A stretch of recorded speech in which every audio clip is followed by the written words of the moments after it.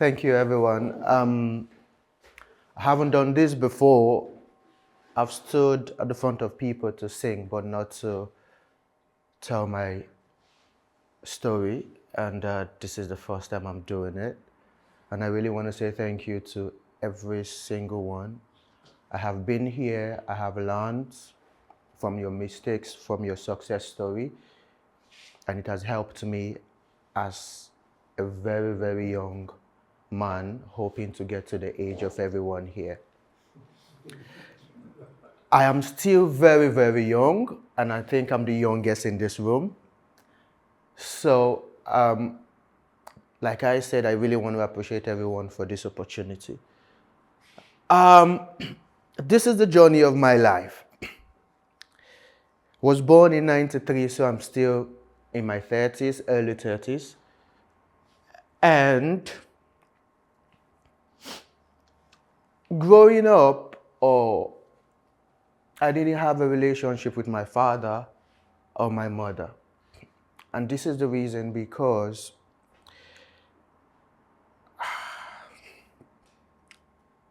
I was rejected by my father because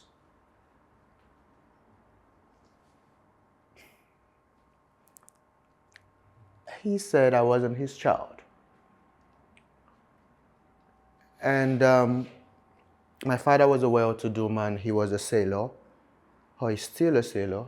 He works majorly offshore on engines in ships and all that. So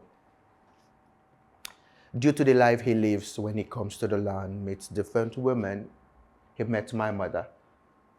And after what they had, my mom came to say, I'm pregnant, and he said, no, take the child out. And mom said, no, I'm not going to do it. And that was a tussle they had. And he was like, if you don't do it, I'm going to kill you if you bring this child next to me. So it was that tough. My mom had to leave for that period, went back to her family. And it was a tough one for her because she was from a background that was a military background. So her dad was really, really, really strict. And she went through a lot from her dad. But eventually, she almost aborted the child. But her elder sister was like, please don't. You don't know what this child is going to be. So just keep it. And eventually she kept the child. It was really, really tough. She kept the child and gave birth to me. And it got to a stage that she couldn't raise the child any longer. She was so frustrated that she had to take the child to my grandparents, which is from my dad's side. And when she got there, well, the story I was told was the scenario was it was a really rainy day, and she had to carry me under the rain with her father with a whip saying, you need to take me to the man that gave you this child. You need to take me to the family of the man. So they took me there and they called my dad, and my dad was like, no, this child is not mine. And my grandpa looked at me and said, this child is ours. I'll take care of the child. Now that was how I went from my mom to my grandparents. So I never had a relationship with my mom and my dad. But I had an awesome relationship with my grandparents. So many of you are grandparents here, and you would understand the love of a grandpa or a grandmom to the grandchild, mostly when you are the first grandchild. And I had all that encompassing. We might not have the money, but I had those love from them. And they were Christians, so they brought me up in the way of the Lord. Now, you can see that's my grandpa behind me. And that's me in church as a child, because he was an elder in church, because they were so much into the church. I was brought up in church. And they would take me to children program, children singing, dancing, all sort of that. And that's where I started becoming, or started knowing God gradually.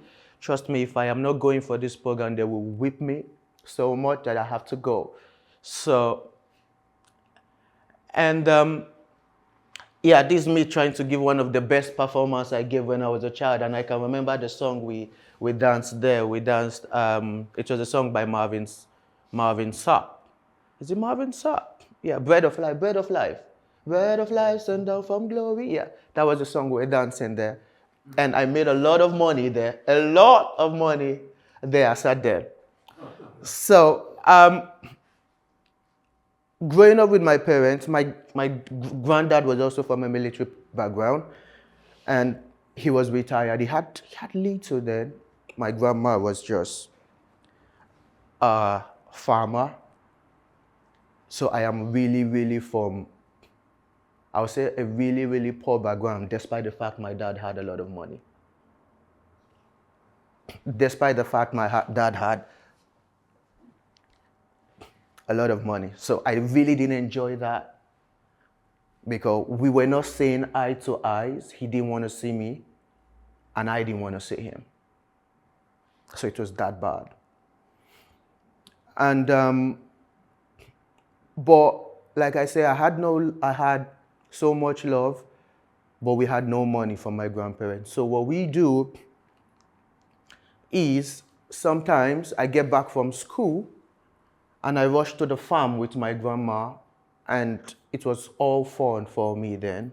Even if I do little in the farm, we go to the farm, we try to harvest all what we've planted, and we take it back home. Then I take it to hawk. I don't know what it's called here, but when I mean hawking, I had to put those products on my head and walk around the town just to sell it. So I had to put those products on my head and walk around. So let's say around Yateley, just to get people to buy it. And I do it every day when I'm back from school, because that's the only way I can get money to go to school the next day. Because my school is like, let's say, from Yateley here down to Kimberley. And I have to walk down and walk back if I don't have any money to go. So when I get back from school, I have to take those things, go around, get back, and still look for time to study my books. So it was really hard. It was really hard for me those periods. But I understood that my grandparents, they didn't have it. So that was how I went through my secondary school stage. And it was a tough one. But at the end of my secondary school, I am really determined. I'm really determined person. I became the head prefect of the school. And it was something for me that gave me a lot of joy, because I have been told in school that you're not going to make it. You can achieve this. And I love challenges. So when I had that first position, I looked at the person that told me that, and I was like, I did it. Yeah.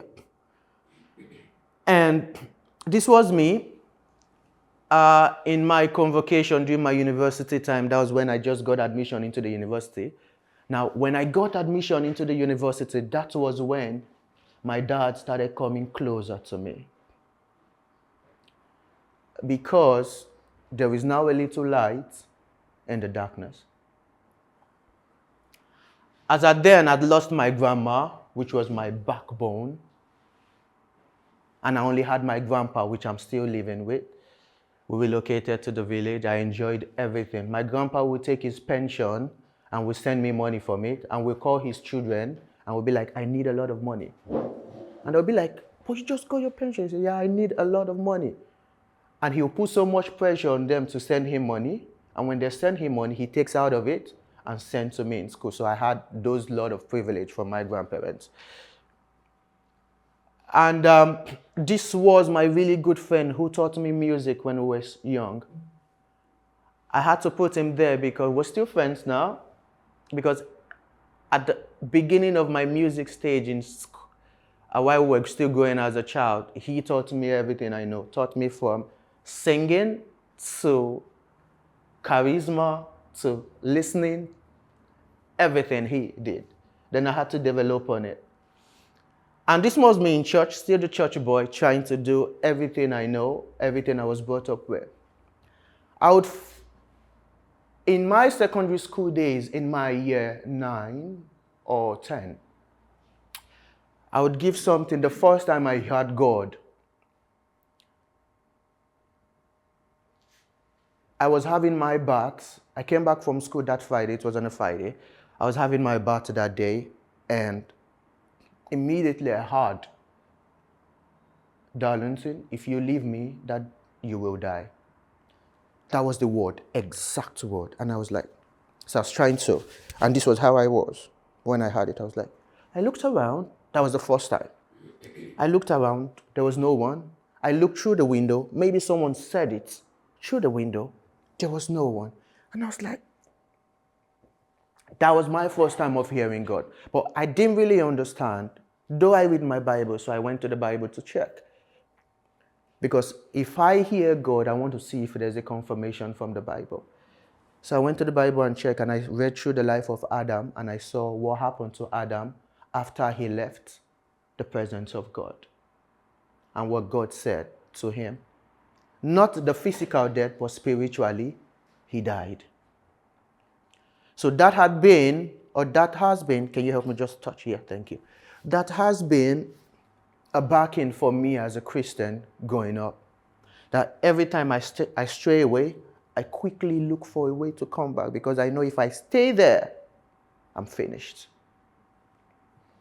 So, there were times I have strayed away, trust me, I have.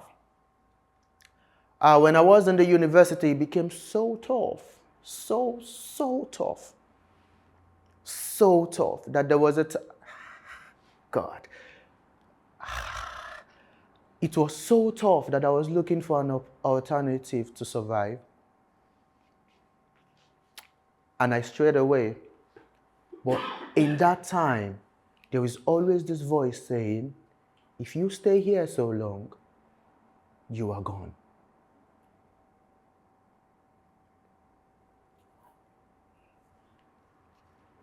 I tried a lot of things. I tried going out with friends I shouldn't be going out with, and clouded my judgment. But I think God had always been there for me. I don't know, to be fair, because when I leave, there's always something that brings me back. So there was a time I was in church, and I got to school that term with just equivalent of £1 for the whole semester. £1 is like a 2,000 naira in Nigeria money. And that's what I'm supposed to use for the whole 3 months. Yes. Which would not last me for even a month. Not even 2 days, 1 day. And that was what I got to school with. But it was tough. But guess what? When I was leaving school, I left with more than £5,000. How did it happen? You know, I didn't factor everything until when I was leaving school. So when I got to the place when I was coming to school, and I looked at my hand, it was only 2,000. That was when I heard a voice that said, how much did you come to school with? And I was like, 2,000. How much are you leaving now with? It's like, 5,000. And he was like, can you think how you made it? To be fair, I can't really say it was my effort that gave it to me. I can't. I just can't. But that's to show me the trajectory of my life and what God had told me right from small. So I'll just quickly run through career path. I got into school. I love working with mechanics tech. So I got into school. I did mechanical technology, and So I left. When I left school, I worked with a financial institution which I did not submit my CV. I was just shocked. I was called for an interview. And I did the interview. I got through. Worked first year, got a promotion. Worked half of the second year, got a double of my salary. Left. An opportunity came for me to come to the UK in 2022 to do my master's. So I came to the UK to do my master's in business intelligence and analytics, which was another interesting course in the tech industry. And I did that, trying to get for finished it. It was also tough. Imagine someone coming to the UK and you have to pay £12,000 compared to your money, and you have to work, you have to pay your house rent. So it was really a tough one for me. But I scaled through it. Which was really good. And I'm here. Being in the UK was tough. I finished, I worked a bit, and I felt I needed to go into the educational sector because I had seen how I was brought up, and I had seen how the UK system is, and the little I can do is to help in the school sector where all children comes together. And I can't go to every single one of the homes of everyone in the UK. But when I have all the children together, I could try as much as possible to instill the discipline as much as I can in class. And gradually, perhaps there will be an impact in the society. So I went into the educational sector because I really wanted to impact in the life of the children, because there's a lot I could give out. And I become a maths teacher because I really love maths. And here I am as a maths teacher, teaching maths, and started teaching maths in Frogmore. How did I get to Yateley? I got a job that I also did not apply for. When I was in the Midlands, I didn't apply for the job in Yateley. I did not. I was called, and I was, hello, are you Darlington? Yes. Oh, do you do this, do this? Yes, I do. Do you love this? Yes, I do. Okay, that's fine. 2 months later, oh, we got an offer for you. Do you want to go for the interview? Oh, okay, yes. And I went for the interview. I did well. And they're like, oh, come over to Yateley. Okay, I came over to Yateley and started. Of course, I'm a church boy. I looked for a church quickly because I was trained that service in the God's house is extremely important. It has its own kind of blessings it gives. No matter the little things you do, as little as taking off the chairs that I love doing, and I've told an old man here that I think he has done his job over the years. I need to take over from him. So he should relax. Let me take over. And yeah. And I'm enjoying doing it because for me it's a service to God, not to anyone in church. And that's how I was brought up by my grandparents, that service in the house of God has its own blessing it attached to you. So, came into Yateley, started working in God's house as little as I can, go to church and all that. Met a wonderful family in church here. And in December, a trust took over from the school I was working in Yateley, and they were like, oh, we thought we could sponsor you to be in the UK, but now we can't, so we might have to terminate your appointment. And I was like, oh. I came the next day in church, I told Dave, I was like, oh, this is the situation of things. He was like, we will pray. And one of my boss called me and he was like, can you please cover in this school for me? I was like, okay, that's fine. I'll just go cover. That was in January. Can you cover in this school? I said, oh, that's fine. I'll cover. Then I went to the school. To be fair, I don't know what I did in the school. In fact, I didn't teach that day. It was an insert day. No, after the insert day, the first day the student came into class, I didn't teach that day. But all I was doing was just standing. And the next day, my friend called me and he was like, what did you do in the school? I said, what did I do in the school? I did nothing in the school. He was like, they just called me that they wanted you. And I told them you need a sponsorship, and they said they will give you that. I was like, now this is another job I did not apply for. And I was like, I didn't do anything. I just stood. And that was all I did, just stood. I just stood. And I was like, okay, that's fine. They've said they wanted you and they wanted to give you the job and all that and all that. I said, okay, that's fine. Then I was there for some time, and few weeks later, the head of the school came to me and was like, how many years do you need? How many years sponsorship would you want us to give to you? And I was like, 5 years. And I called my friend and he was like, school rarely gives 5 years. I don't think they will give you 5 years. I said, well, she asked me, I told her 5 years.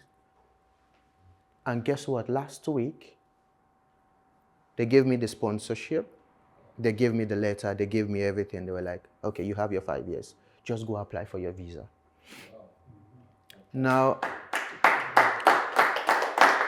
I'm saying this because if you look at the trajectory of my life, you would always see God at every point. So imagine as a person leaving the surrounding of God. I'm gone, I'm finished. Lessons I've learned. So these are some of the things my grandparents used to tell me when I was young. I could remember then when I get my granddad so angry, so mad, because I do it to him sometimes. Not intentionally though. He tells me some of all these things. And these are some things that are stuck in my head over time as a child, and has helped me move forward. And he will tell me one that I didn't put here. He'll say, mostly when he's really, really angry, he'll tell me, if music is the food of love, play on. Yeah, he tells me that always. And I really didn't understand it until he died, my grandpa. And that was when some of these proverbs, he tells me, start becoming meaningful to me as a child. So I'll just quickly wrap up because my 30 minutes is almost over. Just one last slide. And looking ahead so for me now, I think I have 5 years when I obviously apply for the visa. I have 5 years to be in the UK, to be with the family I have in Yateley, and planning to get married and start a new life with someone which you will meet very soon. And I know my story might not be as much as everyone. I'm still young. I'm still growing. I'll get to your stage. And maybe it will be really, really long. Yeah. But for now, this is me. You would see that my story has been of poverty. But right now, I and my dad are good. Poverty, a really, really tough background. But God has been there. And that is what I can really say. So when I sing and I do music, I do it with passion.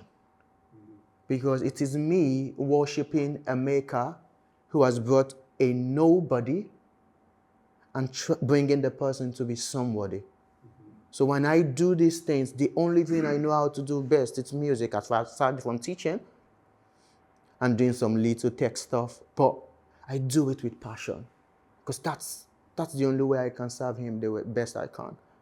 So that's everything now. Thank you. My time is up. Thank you so much.